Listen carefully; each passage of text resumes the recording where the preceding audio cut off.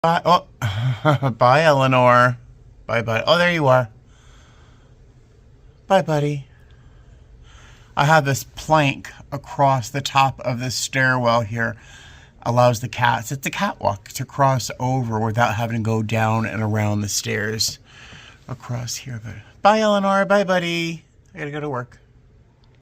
Good morning, ladies and gentlemen. Hello. It's officially morning. It's 12:01 in the morning here in Norfolk, Virginia. It's been a very long day. Very satisfying. A beautiful day, really. It's a good day to be a flight attendant. So I meant to start filming this video technically yesterday morning in that my report time was at 9:09 in the morning. My goal was to leave the house by 7:35, giving me time to grab some breakfast on the way. But for some reason, even though I knew when I had to leave the house, I did not prepare the house as much as I would have. Well, I should have.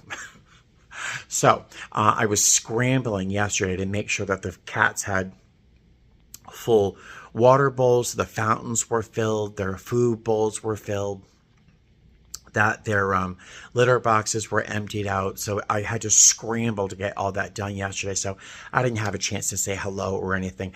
In fact, I think I was running around the house so much, I kind of freaked the cats out a little bit. So they kind of hung out upstairs at the top of the stairs because I think I was just moving too quickly for their taste. But I want to make sure that they're safe and secure and fed and all that stuff. Got to work. I did have a breakfast sandwich. A sourdough breakfast sandwich at Dunkin's, which is my favorite sandwich, and an extra large hot coffee. That's what I had this morning. Got to work. We had a very long day, 3 legs, but like I said, very, very satisfying. We flew to Kansas City, and most of our flights were pretty full, if not completely oversold. We flew to Kansas City, no sit, just our regular turn and burn, and went to Fort Lauderdale, and then flew up to Norfolk. The flights were pretty easy. Most people were awake, but super chill, super relaxed, super amazing, really, really pleasant. Lots of great personalities. Couple kids that were unhappy, but that's what babies do. They cry, they poop. That's what they do. So just a really nice day. It was a very, very nice day. I'm working with some amazing flight attendants, 3 lovely ladies, and then me, of course. But just a really great crew, really dependable, easygoing, on top of it, just a really great crew. So I'm very, very pleased. And now I'm in my room here in Norfolk. I would love to, I'll show you a quick room tour. It's not that exciting, but I'll give you a room tour. I would love to show you my view outside the window because it's so spectacular, especially at night with all the lights everywhere. But if I showed you the view outside my window, you would know exactly the hotel I was in, and you would even know the room I'm in. So we're not going to do that, but I will show you the area that is right outside the, because there's a whole bunch of hotels down here. I'll show you the view later on tomorrow. The goal tomorrow is either to go to a museum, the Chrysler Museum I went to last time I was here, maybe find a meeting, and Nauticus something. It's like a Navy museum, or there's like a battleship or something you can crawl around on. So maybe I'll do that tomorrow. I'm not quite sure, but I'll take you with me. In the meantime, I'm going to put my shoes back on, maybe put a shirt on, and run downstairs to the front lobby and grab a snack or something down there. Because I ate that breakfast sandwich from this morning. I had a cup noodle and I think a couple little mini chocolate bars a passenger brought us. So I'm like, no, I think, I'm going to go to bed. I'm going to go to bed. I'm not going to go downstairs. I'm going to go to bed. A little hungry, but I think I'll be able to go to sleep. So blah, blah, blah, blah. Let me stop talking. I will see you tomorrow morning. All right, so we have a very simple bathroom, very, very simple. Over here, we've got a fridge, a little tiny wastebasket. I'm not going to throw anything in there other than a water bottle. Like, I'm not going to put a pizza box like I did in my last layover, so I'm not going to have to use a trash bag or anything to collect my garbage. I've just checked this bed for bed bugs. There is nothing there, no evidence. So I've got one queen size bed. I will sleep here. There's a second bed, and I don't touch a second bed. I don't even put anything on it because I don't want to rumple the sheets. Just, I don't want to have to make housekeeping make up a second bed. It doesn't seem very thoughtful. So I already have my phone charger set. I wish I could show you the view, but I'll take a walk around the waterfront and show you how beautiful it is. So you can sort of see that. Big TV. And that's the room. Very, very simple, very utilitarian, but the view outside is stunning. Tomorrow, again, I think I'm going to the museum, or I might go to that Nauticus something or other, but I will see you tomorrow, okay? Good night. So I was too hungry, so I came downstairs and I actually found the crew lounge.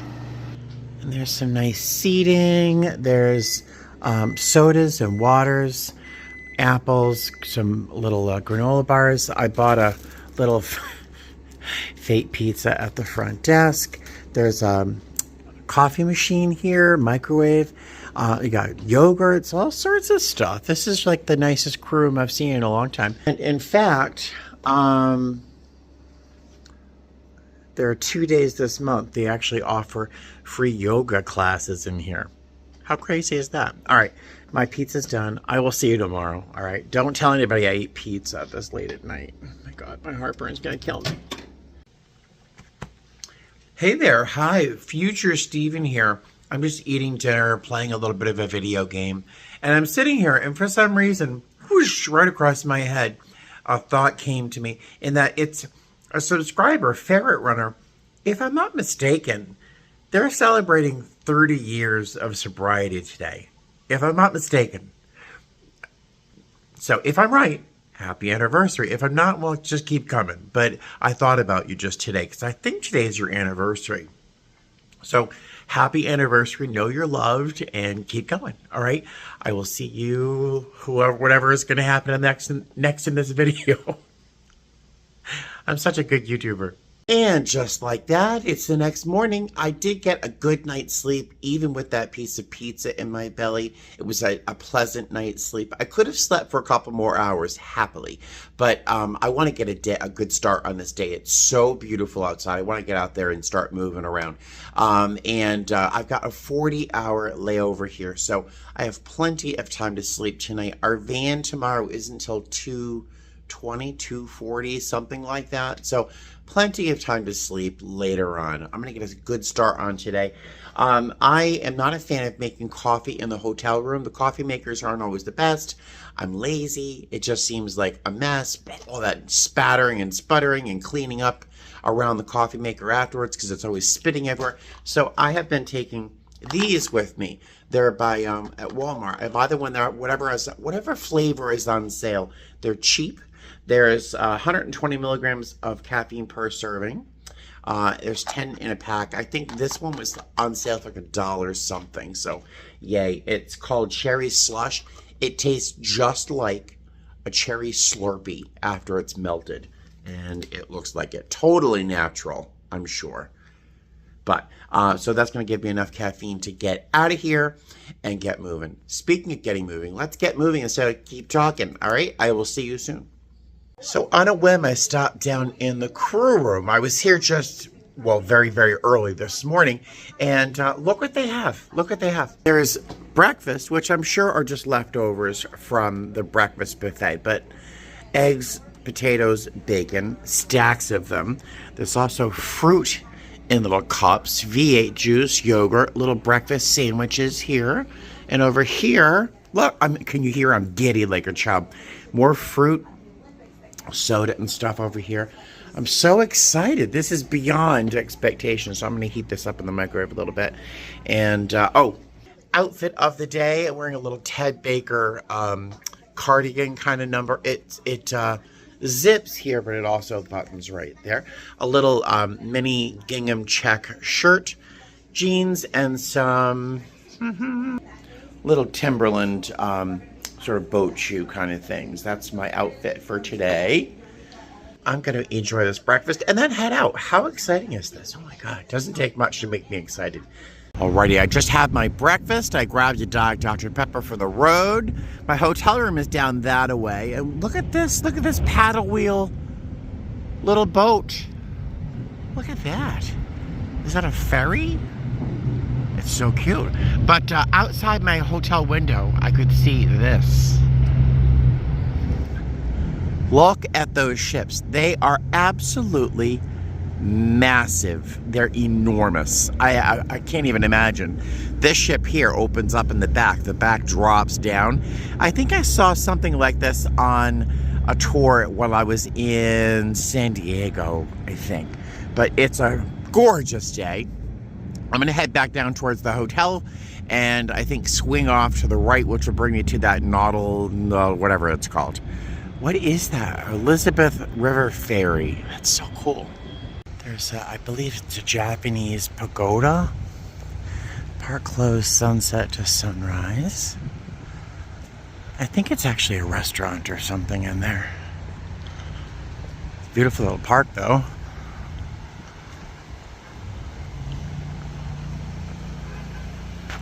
Beautiful. Yeah, I think it's a restaurant or a bar or something.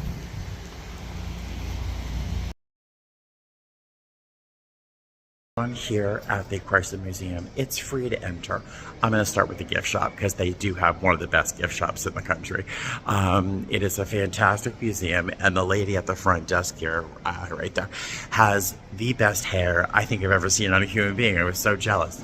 But we just had a very nice chat, and yeah, so now I'm going to browse around the museum. I'm not going to do the typical deep museum dive that I usually do, but then I say that, and then I start talking, and we all know what happens. But here's the gift shop. It's a very good gift shop. Of course, the first thing I see is this glass cat. Oh my God. Oh, come on. How much is this glass cat? $185. I love that glass cat. He's so funny. Oh my God, don't break anything. All right, let's browse around. I love these pots. These are pottery pieces. They're beautiful. Actually, they're glass. They're even more miraculous that they're glass. $117. That seems reasonable for something so pretty. How beautiful are those? This is my favorite color in the world. This in like ginkgo biloba yellow. Beautiful. Look at this. Is this a menorah? I think that's a menorah. How beautiful is that? I think it's a menorah. That's gorgeous. This is a piece by Monet called The Haystack. I think the MFA in Boston has a number of pieces similar to this. My favorite part of this is right along there, the horizon. The sun has just dipped below the horizon, and the light is just amazing. Or it's before sunrise. I'm not quite sure. It's probably a sunrise, but it's more optimistic. But we're talking about Monet here, so who knows? This piece is called The Meat Haulers by Victor Gilbert. Now, it's, three people butchering what looks like a cow. But, it's interesting to paint this. He had to understand the anatomy of the beast, and even just how this has been marbled. He had to really understand the anatomy of the animal that was being butchered, which I think is interesting. Even in the way this haunch lies across his back, he had to understand the musculature and the skeletal structure to have it sit the right way on his shoulder, which is, I think, interesting. But even more interesting is, apparently, according to the description here, that the bodies of these animals were as metaphors to the revolutionary corpses from the revolution in Paris, in France, which that even just adds so many layers of interest to this piece. That's fascinating. Same artist, Victor Gabriel Gilbert. This is in 1880. He's painted this scene of like a farmer's market kind of thing, but to paint literally, where I can recognize the kale and the green onions, and that he understands the anatomy even of a vegetable in order to paint it properly. And that's just a vegetable in this whole scene. I mean, it's incredible, incredible. Look at the dogs. Look at these dogs. Look at the detail on these little dogs. And the painting itself isn't very large. Amazing. I've known nothing about this artist, but now I'm amazed. There is too much to say about this painting, but right here, that is a portrait of Auguste Rodin. Think of the sculpture, The Thinker. This is one of my favorite pieces in the entire museum. It's by Karen Lamont, born in 1967. It's called Reclining Drapery Impression. It's of cast glass. It's obviously a dress, but I'm looking at it again with fresh eyes after seeing that marble and cast bronze piece of Othello in the last museum I went to, and recognizing how that piece, the piece of Othello, how it was assembled by pieces of marble and cast bronze put together, making it look like it was born of one piece. I'm looking at this piece again with fresh eyes and seeing for the first time that it's been cast of two separate pieces. This is a seam running through here along the hip. And I wonder if it's more than just two pieces. Yes, indeed, the sleeve here has a seam. So this was a cast, but assembled very much like that piece that was of the Othello. So it's interesting where I can see two completely disparate objects, but now see some similarities between the two of them. That's interesting. I love this piece. It's gorgeous. I don't know if you can hear, but there's a museum guide giving a tour to children that look probably between 8 and 10 years old about some really complicated art pieces. And it's, well, first off, I was like, oh my God, they're so loud. But then I'm thinking, she is teaching these children not just about the art, but how to look at certain pieces. Look, like I was just looking at that cast glass piece, teaching these children not to look at the object maybe, but look at how it was formed or the intention behind the pieces. So it's not just like, hey, look at this thing. It symbolizes X, Y, Z, but really the sort of more complex thinking. So now I'm much more appreciative of seeing children at museums. That's a lesson for me. Here's proof that I really am a little old lady. These are called épergnes. So they're different shapes, right? So you'd have different floral arrangements coming out of each of these. This one's fabulous. Come on, come on. But you'd have floral arrangements, you know, something exotic like artichokes and thistles and crazy big blooms and blossoms. You'd have flowers arranged in the middle or fruits, things like that. This one's one of my favorites. It's this, I forget what Fenton would have called it. They're Burmese. It's not by Fenton, but it looks like it. But these would have held flowers, little bouquets of flowers, and you would have had candles inside these. They're called fairy lights. And this entire thing may have been placed into a tray with other fruits and things arranged around it. But I just think it's so pretty. So pretty. Could you imagine a big floral arrangement with these lit by a little gently glowing candles? How pretty would that have been? Here are some of my favorite pieces in the museum. I have a lot of favorites, but this is one of my favorites. It's a vase or a vase or a little teapot. And if you look at the pattern, it looks like a little quilt, right? Now, they're slices of glass that are cut from what's called a cane right there. And that is melted glass that has been like made into it has a little pattern bent into it. So lots of pieces of glass, strands of glass are melted together to create these little patterns, right? And then in turn, those are cut and sliced and used to make these pieces. The technique is called millefiore, and I just think it's amazing. The amount of work just to make one of these canes that you saw, it's a tremendous amount of work. And then to slice those, to build up a piece made of those slices, to make these, I mean, it's just astounding the amount of work. And you'll see the handles here are literally just canes, which are, again, those pieces just melted and stretched to make the handles. Fascinating. Look at this. This is called a seascape window. It's a window.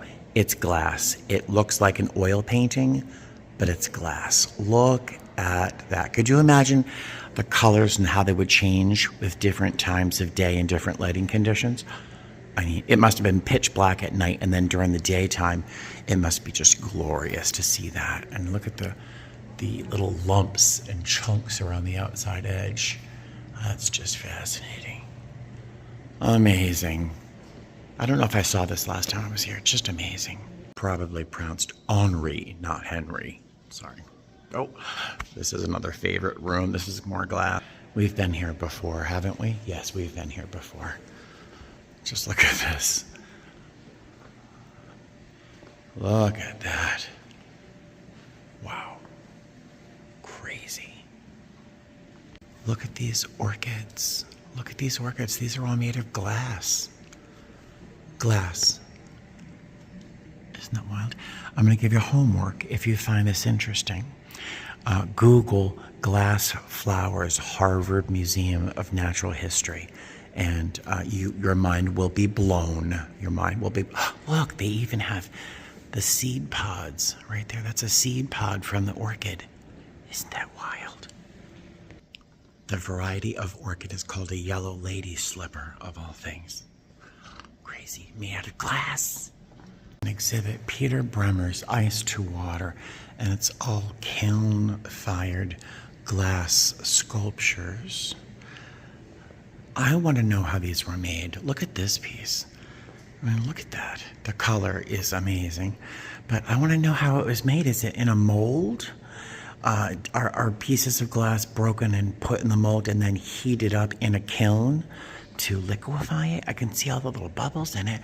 Or was molten glass poured into a mold without any cracking or crazing or inclusions? Or how was this made? I want to know. And these are just images that are digital images that are here to, I guess, show his inspiration of some glacial ice. And you can see a direct correlation between nature and some of his pieces. I want to know how it's made. I want to see how this is made. I'm going to do a little Google search. I don't know if you can see it, but there's gentle swirling within the glass. If you've ever put a single ice cube in a glass of scotch, this is what happens. You'll see this little meandering pattern melting through the scotch where the water is kind of moving through the alcohol. So maybe this is all cast with liquid glass in a mold. Look at this piece. Isn't that wild? It's enormous. That is just beautiful. I'm not going to touch it, but you can see just for proportion, my hand would fit just about over that little hole there. It's gigantic. This fascinating piece of glass is by an artist, Stephen Rolfe Powell. This was done in 2009. He was born in 1951. It's called Startled Jealous Viper, which is hysterical. Now, this is a piece I look at and I think, how is this made? How is this made? Look at this. It's like a balloon, of course, of glass. So I imagine it's a lump of glass, of molten glass attached to the pipe that they blow it out of, right? But then he placed different rods of different colors of glasses, like we saw in that Millefiori piece a few moments ago. He must have rolled those in hot molten rods of glass somehow and then blown through this piece. And as he blew and as it cooled, did he pull away? Was it leaving this tube here behind as he pulled away from the piece? I can't imagine how this was made. It boggles my mind. Can you just imagine how someone made that? Look at that. Oh, look. That's just crazy. You can see hints of that purple right up there on top from here. So it's been pulled at some point, but my brain. So I just came into Zinnia, which is their cafe, which is amazing. But I just overheard the waitress tell another guest that they don't have French fries. And I'll tell you, I was going to get their cheeseburger, which is amazing. But the real reason to get the cheeseburger was to get the French fries, because they are sick. They're so good. But if they don't have them, they have house-made chips, which I really never like. So I'm going to not eat there. I'll just eat something on the way back to the hotel, I think. But let's go upstairs. There's amazing things to see upstairs. The French fries are that good. They have like truffle oil with Parmesan over them, and they're warm and they're crispy and they're so good. But they don't have any, so I'm not going to eat there today. What's that? All right, look at this. Do you see it? Do you see it? No, you don't see it? Look, wait. Look. Look at that. It's like a mirror right here. Hi. But it fades to clear glass. So you disappear. Isn't that wild? It doesn't take much to fascinate me. Does it happen on the other side too? Oh, you can see where the mirror has been placed on there. How neat is that? So the sound of a guide teaching children about artwork in the museum loudly used to really irritate me. It kind of still does a little bit. Shh, don't tell anybody. But the idea is that I'm hearing minds potentially being opened right there. Like minds are being opened and expanded right over behind me by that woman who's teaching them how to think about art, not just look at art. Maybe they're not going to learn that lesson until they're my age. I hope they learn it sooner, but it really does make me feel better about hearing. Look at that. Oh my gosh. I don't know if look at that. That is wild. That's like a Persian carpet. Like you see that all the time, but look at it. I wonder if it's just been deconstructed here, or is this in the process of being woven? Isn't that wild?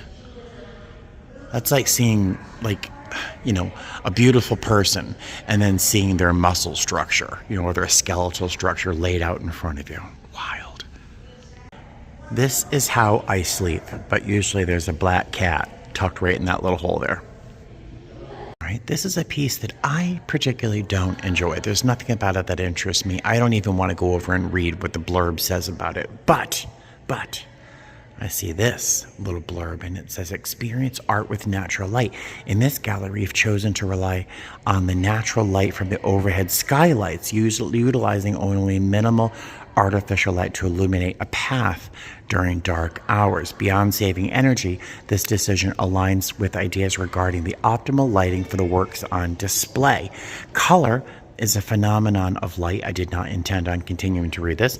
The changing weather conditions outside dramatically affects how these works are perceived from minute to minute, day to day, season to season, enhancing our appreciation for light's role in our experience of art. Poof, mind-blowing. Take in the light of this room right now and its effect on these works. The next time you visit, you may discover they appear radically different. So this is a piece I don't find interesting right now, but say in an hour when I come back, when the light is very different, I might like it more. I don't know. But isn't that a great idea for a gallery? I mean, right now my mind is blown more about the description of the piece than the room, but I just think the idea is fantastic. Oh, these are all made of threads, woven together threads and nails. All right, that's neat. I wonder what these pieces look like later in the day. Let's find out. It's 2 o'clock in the afternoon. We'll be here for a little while, so we'll be able to come back here and see if it feels different. Have I made you dizzy yet? I'm sorry. Oh, yeah. Oh, I love this thing. It's made of those little, I have one of these at the house. When light hits these little things, they spin. But only those are spinning because there's not a lot of daylight. But that's neat. We've seen this before. Oh, I remember seeing this too, but this is very different. Oh, gosh. There was like a giant paper lantern you were able to walk through here earlier when I was here last. Well, that's creepy. It's like a miniature sphere in Las Vegas, if you know what I'm talking about. That's wild. It's like the sphere, but tiny. All right, it's a bed. Okay. There's 2 images here. A woman with her head draped in this piece that resembles a wedding dress, with sneakers, oddly enough. And over here we have a very similar image of a person in a similar dress, barefoot. I'm not sure if that means anything, but apparently, let's go over to the blurb because I learn a lot from these blurbs. Nancy Witt's hyper-realistic paintings depict the biblical figures of Sarai, Sarah, and Hagar. Sarai was unable to bear children and told her husband, Abraham, to impregnate her Egyptian slave Hagar. Eventually, Sarah had her own son, Isaac, and expelled Hagar and her son, Ishmael, from her home. In Witt's vision of this story, Sarai sits in a white wedding gown and Hagar wears mournful black, the other image you saw.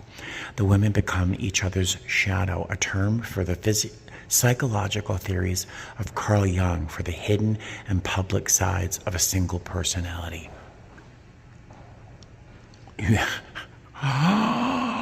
This is like two sides of like the same person. What a story. Crazy, crazy. Even the clouds, look, even the clouds are almost mirrored here. Wow, I'm going to read that again because that's fascinating. This gallery makes me think of the museum in Fort Worth where I saw that Michelangelo painting. In fact, actually, this piece here reminds me a lot of that painting that is in the museum. Look at the posture. Look at the posture on that one. Look at her. She is not having a good time. She is sinking into what looks like a small grave. That looks like a grave. She's sinking into it. This little demon here. Look, the legs. He's pushing her down and pulling her head back. This looks a lot like that piece by Michelangelo. Look at the blood coming out of here. Crazy. Same thing. Michelangelo did the same thing. He made a little demon out of the guy's butt. It looks like he's either pooping or spitting or something. Look what's happening here. Oh my goodness. That's crazy. Yeah, they're like, looks like they're climbing out of graves. Even there's a demon on his knee.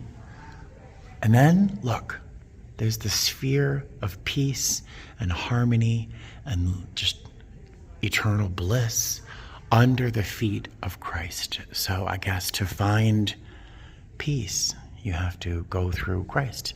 Otherwise, you will suffer all this stuff. Look at this. Look at the demon.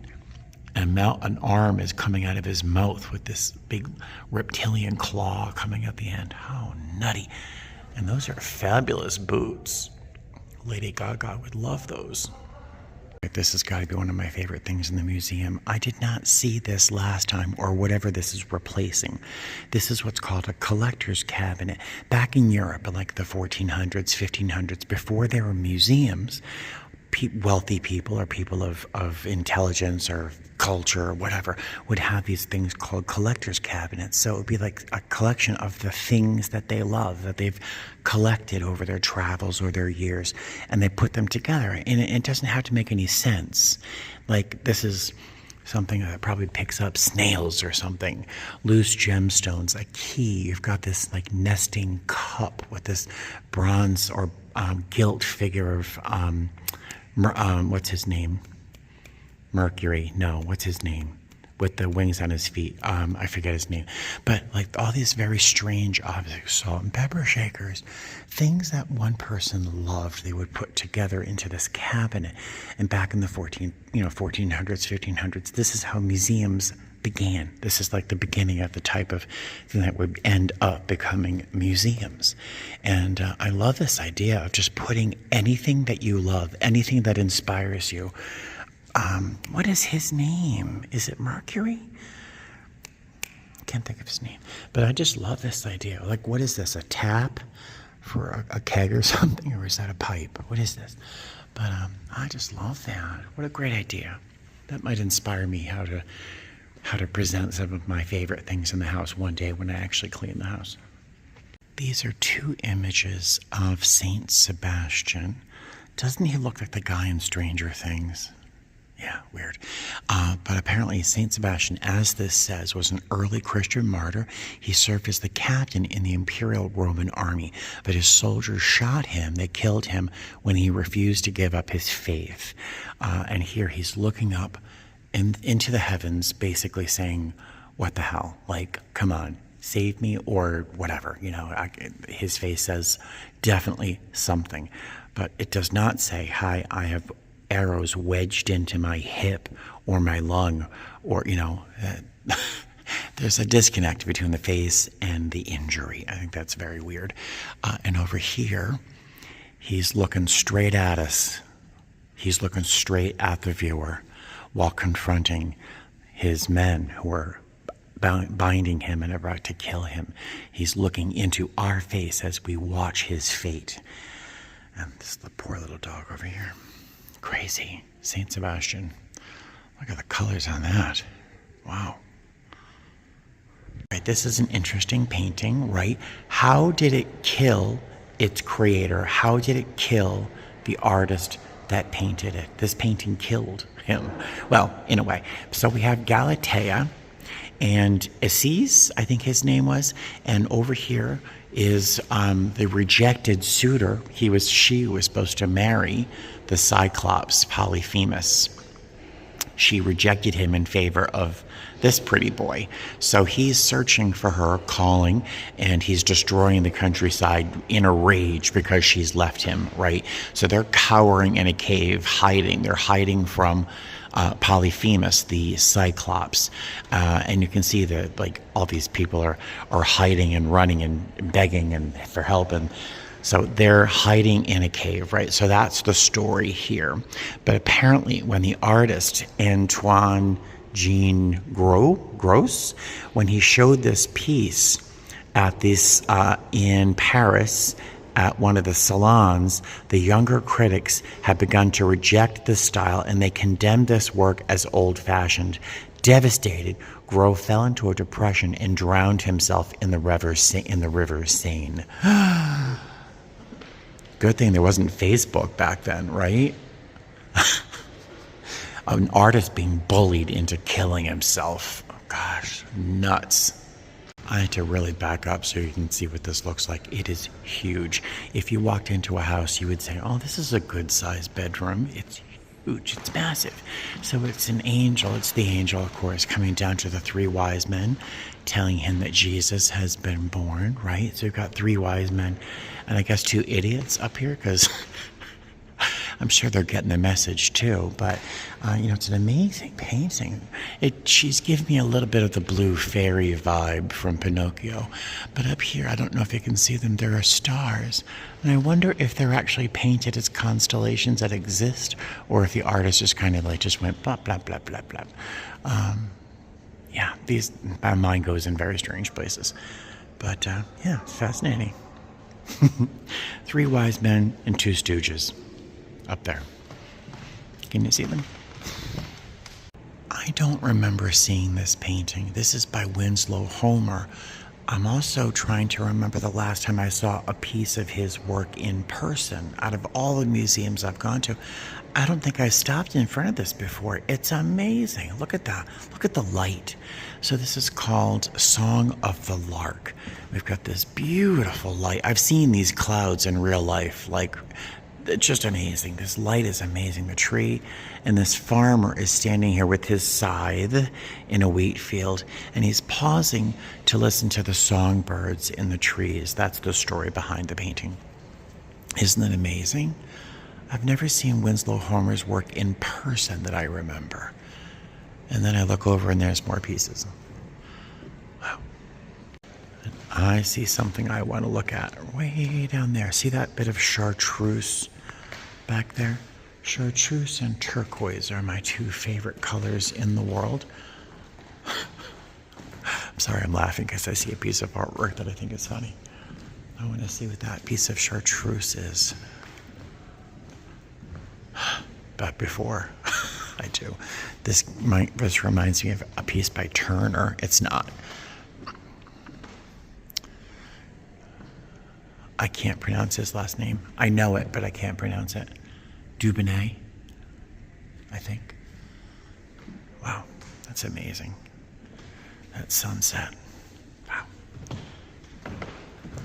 Photography encouraged. How nice. I want to see the chartreuse piece. I love it. portrait of James Baldwin. Of course, I love it. By Buford Delaney. The intense yellow brings a sacred and redemptive light to Beaufort Delaney's portraits of people he admired, as seen here framing the writer and civil rights activist James Baldwin. Though Delaney often exhibited with Harlem Renaissance artists, he preferred the company of intellectual circles in New York's Greenwich Village. His abstract, colorful, and highly textured paintings found many admirers, including Alfred Stieglitz, I don't know the names of Georgia O'Keeffe, and Baldwin, who was only a teenager when they first met in 1940. Delaney became the spiritual mentor to the budding writer based on their mutual struggles against poverty, racism, and homophobia. All right, do you recognize the artist by this piece of work? I, for a moment, thought it was like Worcester Scott or something, but no, it's frickin' Grandma Moses. I have never seen a piece of Grandma Moses, her work, in real life. In my life, I've never seen it. And here I am, face to face with a piece by Grandma Moses, who is amazing. She didn't start painting till she was in her 70s. This building she painted here apparently burnt down like in 1907 or something, but I forget when she was painting. Let's see, this was painted in 1948. But she didn't start painting till she was in her 70s. You never know where your life's going to take you. She had raised a family, been a good mother, grandmother, obviously, Grandma Moses, and then became an artist in her later years. I mean, come on. This is giving us all permission to be whoever we have to be later on, right? This is inspirational. That's inspirational. Crazy. We're back in the same room where I saw that Winslow Homer piece. I'm totally loving this wall color. It's like chocolatey aubergine. It's delicious. Like a raisin color almost. It's just fantastic. But this piece just caught my attention. I know I've seen it before. I've been here before.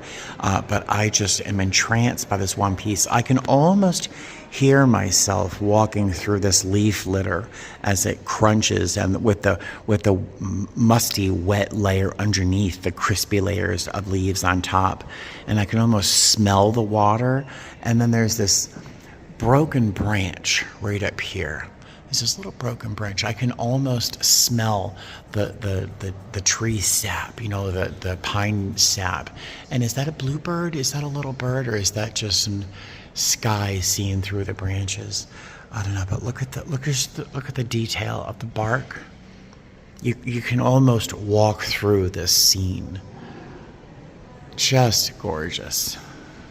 Reminds me a lot of when we would go camping as a kid, and camping meant just putting trash bags on if it started raining and sleeping in the car. But we would go to a place called Lost River in New Hampshire at campground number 56. No, 56 or 76. I think it was 56. Camp spot number 56. I don't know why I remember that.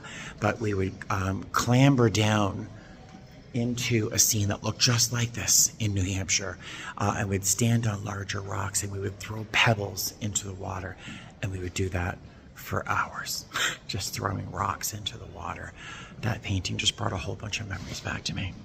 Right, normally I would walk past a painting like this because it's just a water mill. It's nothing fabulous or interesting. But I looked at it for a moment, and a whole flood of feelings and memories and emotions came back looking at this. Now, this is a water-powered mill. If you don't know what that is, if you're too young to know from history, or if you're not from New England, for example, where this is common, there'd be a stream or a body of water rushing past, and it would power this wheel. And inside this building, this wheel is powering grindstones that would turn say, wheat into flour, for example. So it was a mill that made wheat, for example. But I looked at this and I remembered the Slater Mill in Pawtucket, Rhode Island, which is where the Industrial Revolution was born in America. It was the first water-powered mill in America. And that was downtown in Pawtucket, Rhode Island, where I was born. Little nostalgia, a little story there. But I just looked at this and thought, back to a lot of my very, very younger years, in my formative years in Pawtucket. I even love how they have these little slats of wood. Can you see those little lines right there? Those are slats of wood that are nailed into the roof to allow someone to climb up onto the roof like a ladder to get to the chimney here. Just amazing detail. Really amazing detail. Fabulous. It's fabulous. Do you see what I see? Wait, do you see what I see? Look, look, look. I'm walking right towards it. Do you see it? Come on. Come on. Were you with me in Baltimore, guys? Look at this. Pietro Calvi. Othello. Oh my God. It's not quite as well executed, I don't think. Well, maybe it is. It's just different. I have to go watch that video. I mean, he's looking at the handkerchief. Is it the same artist? I have to go back and look at my my video.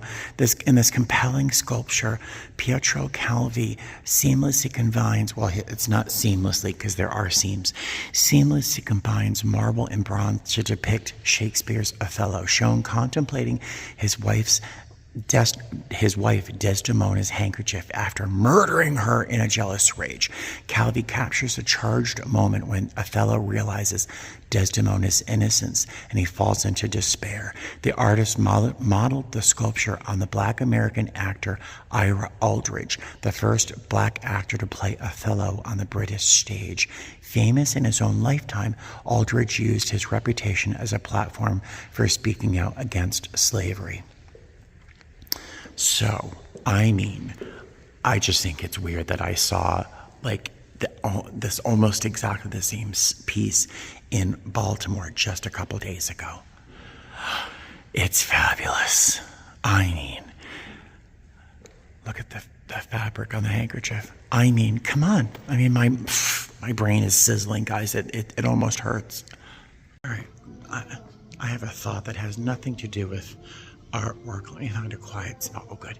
It has nothing to do with artwork, but there's a memory just kind of flooded across my brain really quickly and then went away. That it seems to be setting off the same ganglia or whatever in my brain as art does. I don't know what's happening, but this memory just flooded my brain. Of course, if I'm thinking something, I have to tell you about it. So this young man just walked past me. He's maybe in his early 20s. Certainly not anybody that I would be interested in because I couldn't get, I much prefer people who are older or my age. But this young man just walked by me and he had this like sun-bleached flop of blonde hair that kind of came across and curled across his forehead. And he's sort of a slight build with this vaguely sort of California beachy kind of feel to him. And he's wearing Birkenstocks and shorts. And I just gathered these details as he walked by. I wasn't like staring at him like some old pervert, which I'm sure I would have looked like had I been staring at him. But he walked by and this face from my past, someone that I remember loving. I loved this man, but I can't remember him. I remember the image of his face, what he looked like. I remember the texture of his skin. I remember how his hair would fall across his forehead. Oh, hold on, someone just walked in the room. All right, that person's leaving. I don't want to talk about this when there's people in the room, but yet I'm sharing it with all of you. But I remember everything about him. The texture, the tone of his voice, but I don't remember his voice. And I don't remember him actually moving in my mind's eye. I just see his face and it just, hold on. Every time I want to say something, someone walks in the area. But I don't remember him actually moving. I remember him almost like I'll remember a piece of work. Like I remember that bust of Othello. I just remember him in a very two-dimensional fashion. I don't remember him actually moving around me, or I don't remember him touching me or me touching him, but I remember this image of him, and it's strange. All I have left of this person's experience in my life. And I remember I loved him. I don't know if he loved me, probably not. But it's just crazy. I have this memory of a person, but just I have a memory of the image of him and not of the person. It feels very strange, and I'm not quite sure why I'm sharing this with you, but it's almost as if it's the same feeling I had when I saw that second bust of Othello. I'm like, oh, I know this. This pulls at me because I know it. I've seen it before, but it's a very strange feeling. So I'm not quite sure why I share that with you, but I am back in that room that's dependent on sunlight. Do you remember that fluorescent oblong piece that I was like, yeah, it's not that interesting? Well, it's becoming mildly more interesting, and as light has changed, I'm not sure if you'll go back to see this, but this red square here is much darker and a much cooler red than this one, which is much more tomato-like. And I remember them being the same color when I saw this piece last.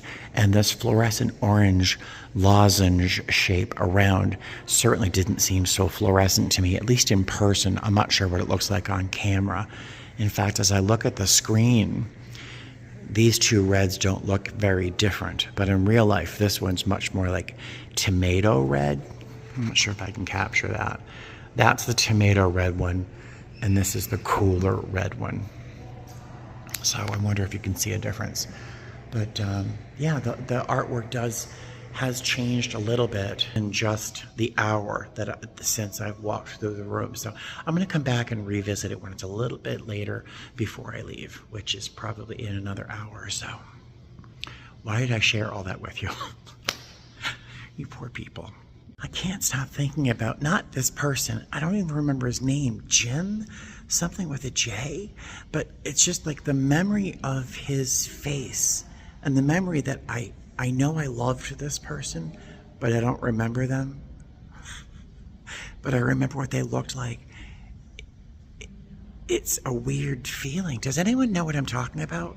Maybe if you're older, I don't know, but the memory of this person is the same as the feeling I get when I see a piece of artwork. It's a very strange feeling, how it affects the same part of my mind and my emotions.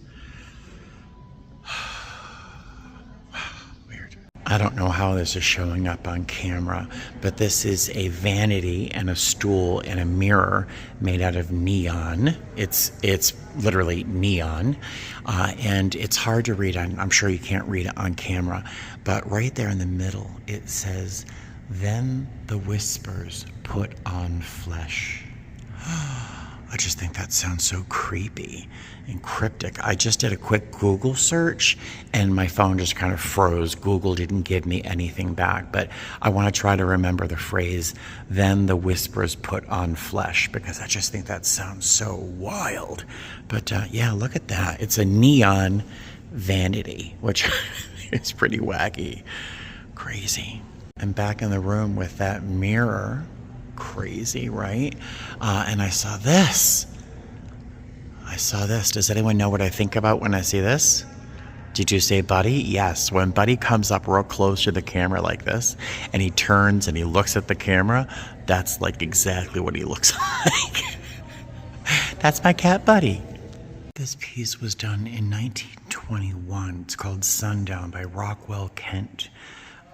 And I'll tell you, it reminds me a lot of when you're in Red Rock at the end of the day, just before sunset, as you're leaving the park.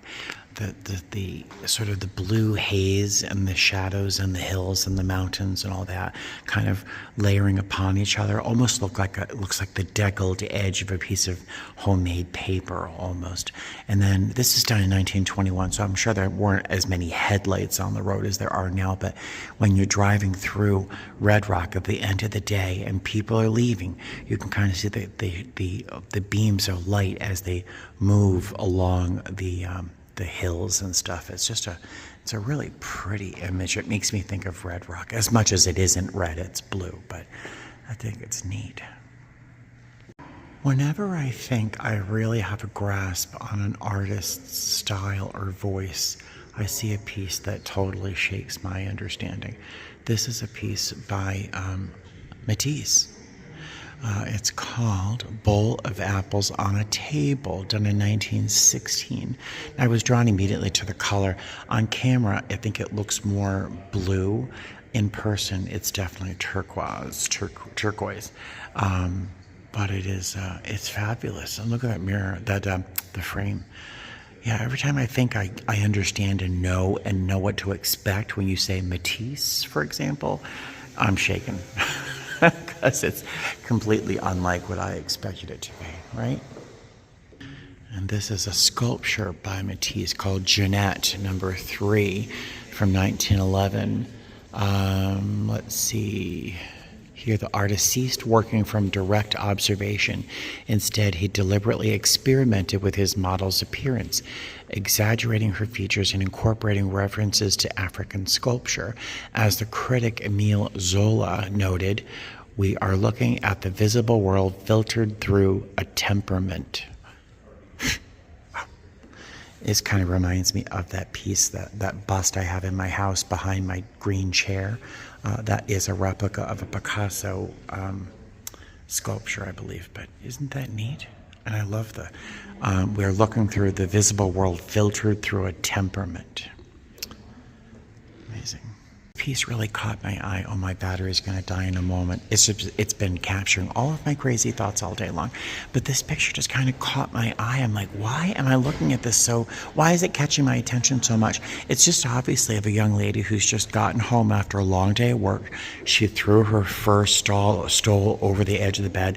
Her lunch her dinner or whatever is in the paper bag up there, but the blurb on the side here shows me each of the surfaces. Her purse is up there, her bed, her carpet, her table, the bathtub in the background, the door, every surface, everything is at a slightly different angle as I am filming it, just like this, I'm sorry.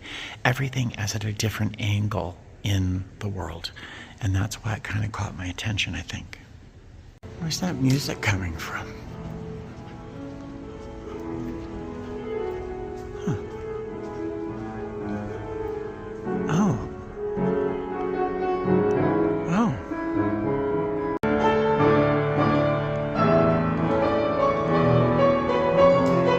Piano in the collection that you're not supposed to touch, but apparently they brought this pianist in, this musician, to actually play the piano. So I don't know what I can, have on my channel, but I'm gonna go back and listen to her play. It was beautiful.